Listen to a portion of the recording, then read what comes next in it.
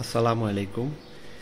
আমি একটা long tour দিয়ে এসেছি কুয়াকাটা থেকে।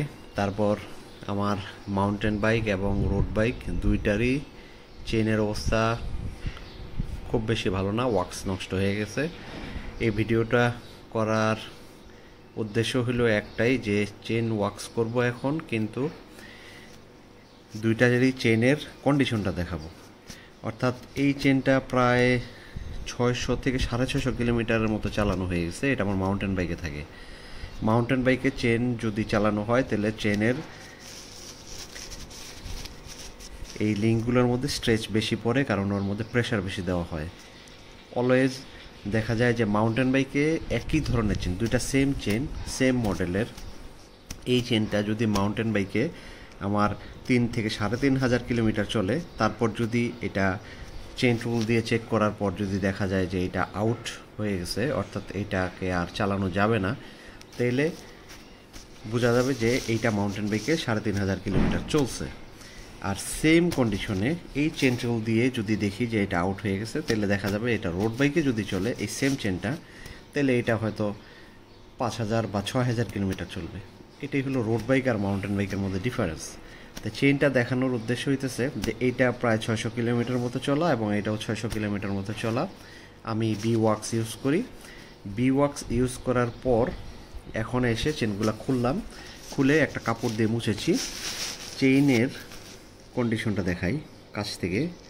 এই চেনটা 2-3 বার বৃষ্টির পানিতে ভিজেছে, ভিজে কিছুটা ওই যে রাস্ট চলে এসেছিল, যার ফলে একটু ডিসকালার হয়েছে। এদিকটাও তাই। এটা হচ্ছে শিমানো CNM600 মডেল।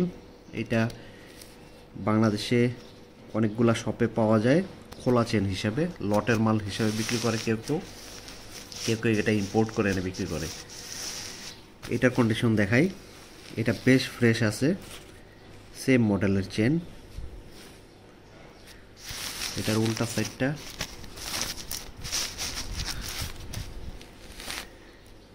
এই।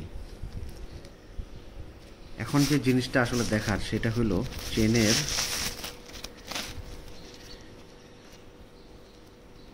এই দিকটা।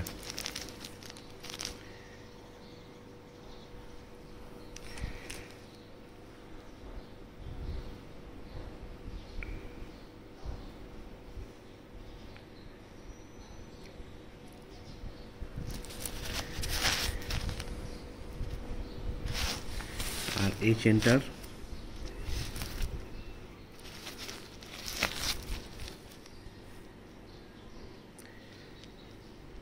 একেবারেই চকচকে, কোনো নোংরা নাই, কোনো ধরনের কোনো জ্যাম নাই, ময়লা নাই, কালি নাই, কিছুই নেই। অনেকেই কমপ্লেন করে তাদের নাকি কালি হয়, কিন্তু আমার এই ধরনের কিছু হয় না। তারপরেও আমি দেখানোর জন্য একটু চেক করে দিই। মাত্র খুললাম, এই যে এটা আমি এখনও ধরি নেই, গতকাল বৃষ্টিতে ভিজছে, ভিজার কারণে এই যে একটু রাস্ট আসছে। যদিও এটা আসার কথা না, এটা হচ্ছে SLX-এর ক্র্যাঙ্ক, এটা অ্যালুমিনিয়ামের টিথ, লোহার টিথ না। তো এই যে রাস্টটা যেটা, সেটা চেন থেকে আসছে পানি হওয়ার কারণে। এইখানেও দেখেন এই যে চেনের দাগটা এই জায়গায় ছিল, এই কগের মধ্যে চেনটা ছিল, যার ফলে ওই যে রাস্ট দেখা যায়। এছাড়া আর কোনো চেঞ্জ নাই। ডিরেলারের দাঁতগুলো, এই যে অতিরিক্ত যে ওয়াক্সটা থাকে সেটা পড়ে যায়, কোনো কোনো সময় লেগে থাকে, বা এটা ময়লা, কিন্তু একেবারেই ফ্রেশ। এখানেও সেম ফ্রেশ, কাদা কুদা লেগে আছে। এই হলো চেনের কন্ডিশন। তো আমি সবাইকে বলি, যারা ওয়াক্স করবেন তারা অবশ্যই প্যারাফিন ওয়াক্স দিয়ে ওয়াক্স করবেন, কারণ প্যারাফিন ওয়াক্সই ভালো। প্যারাফিন ওয়াক্স দিয়ে ওয়াক্স করতে করতে করতে করতে যখন আপনার বিরক্তি চলে আসবে, যখন মনে হবে যে না, এই 2 দিন পর পর ওয়াক্স করা আমার পক্ষে সম্ভব না, তখনই শুধুমাত্র আপনারা বি ওয়াক্সে আসবেন, কারণ প্যারাফিন ওয়াক্স খুব ভালো একটা ওয়াক্স। এর সুযোগ সুবিধা অনেক বেশি, কিন্তু বিরক্তি যখন চলে আসবে, অর্থাৎ আপনি যখন একটা রাইড দিবেন যে রাইডটা 400-500 কিলো বা 600 কিলো, তখন আপনি ওই সাথে আরেকটা চেন ক্যারি করাটা টাফ ব্যাপার। কারণ এই চেনগুলা 12 স্পিডের এক একটা চেনের অনেক প্রাইস, এত দাম দিয়ে এক একটা সাইকেলের জন্য 2টা করে চেন রাখা খুব টাফ ব্যাপার। অর্থাৎ আপনার রোড বাইকের জন্য 2টা রাখতে হবে, মাউন্টেন বাইকের জন্য 2টা রাখতে হবে।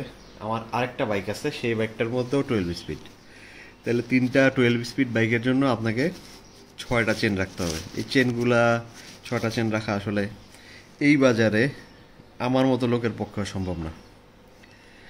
আজকে ভিডিও এ পর্যন্তই। আল্লাহ হাফেজ।